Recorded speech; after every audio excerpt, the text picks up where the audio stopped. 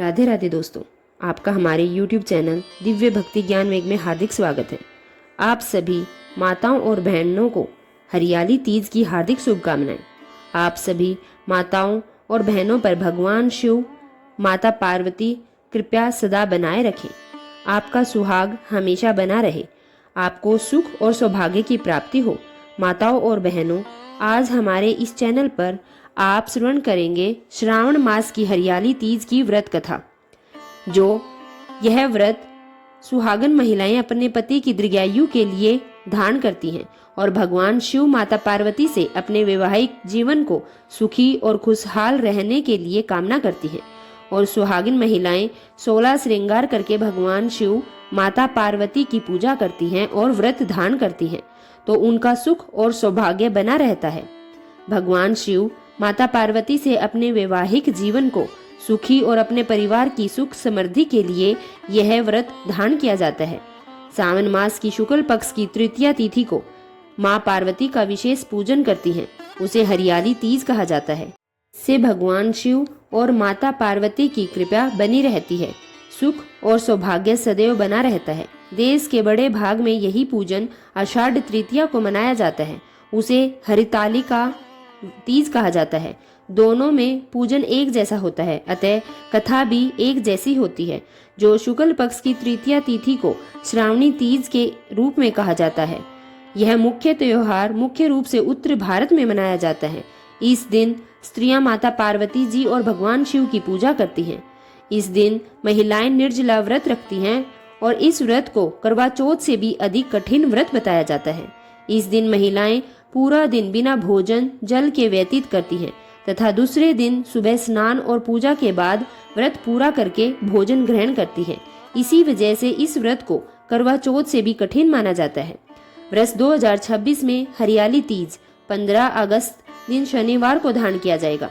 इस दिन जगह जगह झूले पड़ते हैं।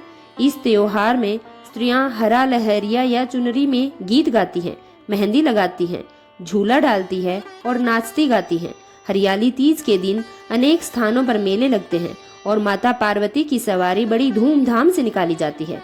तो भक्तों, आप इस दिन बहुत श्रद्धा और भक्ति के साथ व्रत धारण करें, 16 श्रृंगार करके माता पार्वती और शिव जी की पूजा करें और पूजा आप शुभ मुहूर्त में करें, जो कि हमने अपने चैनल पर अपलोड किए हुए हैं। तो आप जाकर अवश्य जान लें कि पूजा का शुभ मुहूर्त क्या होगा। तो आइए आज आप श्रवण करिए हरियाली तीज की संपूर्ण व्रत कथा। प्रेम से बोलिए भगवान शिव पार्वती की जय। शिव जी ने पार्वती जी से उनके जन्म का स्मरण कराने के लिए तीज की कथा सुनाई थी। शिव जी कहते हैं, हे पार्वती, तुमने हिमालय पर मुझे वर के रूप में पाने के लिए घोर तप किया था। अन्न जल त्यागा, पत्ते खाए, गर्मी सर्दी बरसात में कष्ट सहे। तुम्हारे पिता दुखी थे। नारद जी तुम्हारे घर पधारे और कहा, मैं विष्णु जी के भेजने पर आया हूँ। वह आपकी कन्या से प्रसन्न होकर विवाह करना चाहते हैं, अपनी राय बताएं। पर्वतराज प्रसन्नता से तुम्हारे विवाह विष्णु जी से करने के लिए तैयार हो गए। नारद जी ने विष्णु जी को यह शुभ समाचार सुनाया, पर जब तुम्हें पता चला तो बड़ा दुख हुआ। तुम मुझे मन से अपना पति मान चुकी थी। तुमने अपने मन की बात अपनी सहेली को बताई। सहेली ने तुम्हें एक ऐसे घने वन में छुपा दिया जहाँ तुम्हारे पिता नहीं पहुंच सकते थे। वहां तुम तप करने लगे। तुम्हारे लुप्त हो जाने पर पिता चिंतित होकर सोचने लगे, यदि इस बीच विष्णु जी बारात लेकर आ गए तो क्या होगा। शिवजी ने आगे पार्वती जी से कहा, तुम्हारे पिता ने तुम्हारी खोज में धरती और पाताल एक कर दिया, पर तुम ना मिली। तुम गुफा में रेत से शिवलिंग बनाकर मेरी आराधना में लगी रही। प्रसन्न होकर मैंने मनोकामना पूरी करने का वचन दिया। तुम्हारे पिता खोजते हुए गुफा तक पहुंचे। बच्चे, तुमने बताया कि अधिकांश जीवन शिव जी को पति के रूप में तप में मान लिया है। आज तप सफल रहा। शिव जी ने मेरा वरण कर लिया है। मैं आपके साथ एक ही शर्त पर घर चलूंगी, यदि आप मेरा विवाह शिव जी के साथ करने को राजी हो।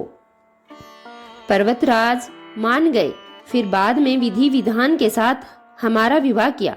हे पार्वती, तुमने जो कठोर व्रत किया था उसी के फल स्वरूप हमारा विवाह हो सका। इस व्रत को निष्ठा से करने वाली स्त्री को मैं मनोवांछित फल देता हूँ। उसे तुम जैसा अचल सुहाग का वरदान प्राप्त होता है। सावन महीने की शुक्ल पक्ष की तृतीया तिथि को कही जाने वाली कहीं कजरी तीज तो कहीं हरियाली तीज के नाम से जाना जाता है। भविष्य पुराण में देवी पार्वती बताती है कि तृतीया तिथि का व्रत उन्होंने बनाया है जिससे स्त्रियों को सुहाग और सौभाग्य की प्राप्ति होती है। सावन महीने में तृतीया तिथि को 100 वर्ष की तपस्या के बाद देवी पार्वती ने भगवान शिव को पति के रूप में पाने का वरदान किया। इस हरियाली तीज के दिन विवाहित स्त्रियां अपने पति की दीर्घायु के लिए व्रत रखती हैं। स्त्री के मायके से श्रृंगार का सामान और मिठाइयां उनके ससुराल भेजी जाती है। हरियाली तीज के दिन महिलाएं सुबह घर के काम और स्नान करने के बाद 16 श्रृंगार करके निर्जला व्रत रखती है। इसके बाद माँ पार्वती और भगवान शिव की पूजा करती हैं। पूजा के अंत में तीज की कथा भी सुनी जाती है। कथा के समापन पर महिलाएं माँ गौरी से पति की लंबी उम्र की कामना करती है। उसके बाद घर में उत्सव मनाया जाता है। भजन व लोक नृत्य गाए जाते हैं। इस दिन हरे वस्त्र, हरी चुनरी, हरा लहरिया, हरा श्रृंगार, मेहंदी, झूला झुलाने का रिवाज है।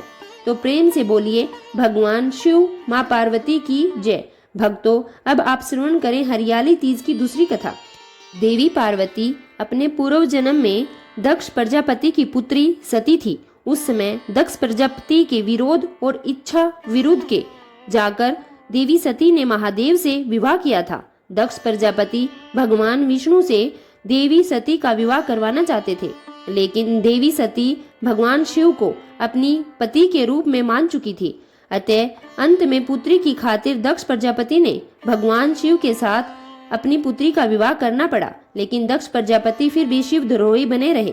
प्रजापति ने भव्य यज्ञ का आयोजन किया जिसमें सभी देवताओं, देवी और नाग कन्याएं, गंधर्व, ऋषि आदि को सबको आमंत्रित किया। त्रिलोक में दक्ष प्रजापति के यज्ञ की चर्चा होने लगी, जिनकी भनक माता पार्वती के सती के कानों में भी आई और वह दुखी हुई और उनके पिता ने महादेव और उन्हें यज्ञ में शामिल होने के लिए आमंत्रित भी नहीं किया।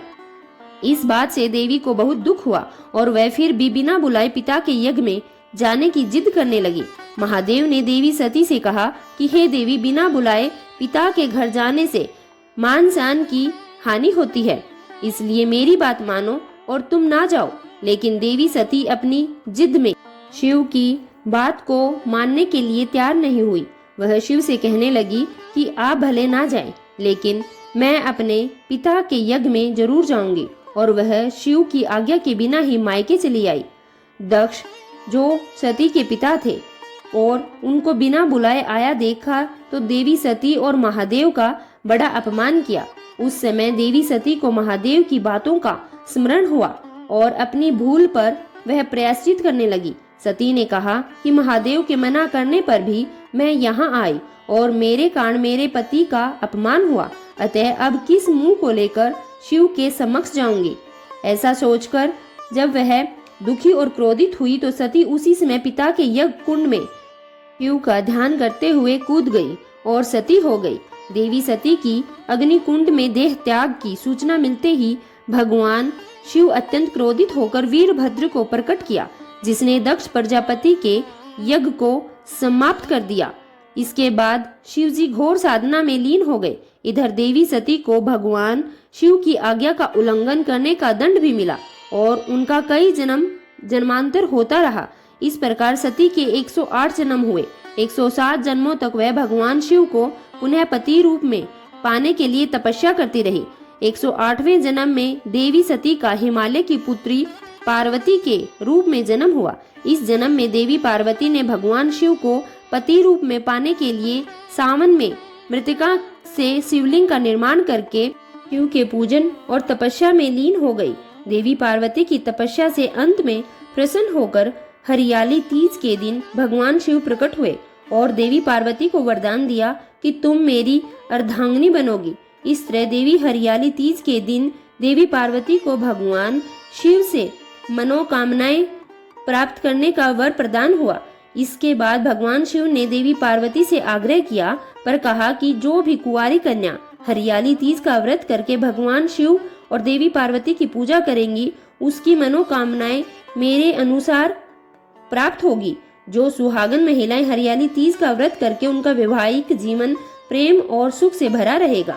तो प्रेम से बोलिए भगवान शिव, माता पार्वती की जय। भक्तों, माताओं और बहनों, कथा को अंत तक श्रवण करने के लिए आप सभी भक्तों को बहुत बहुत धन्यवाद।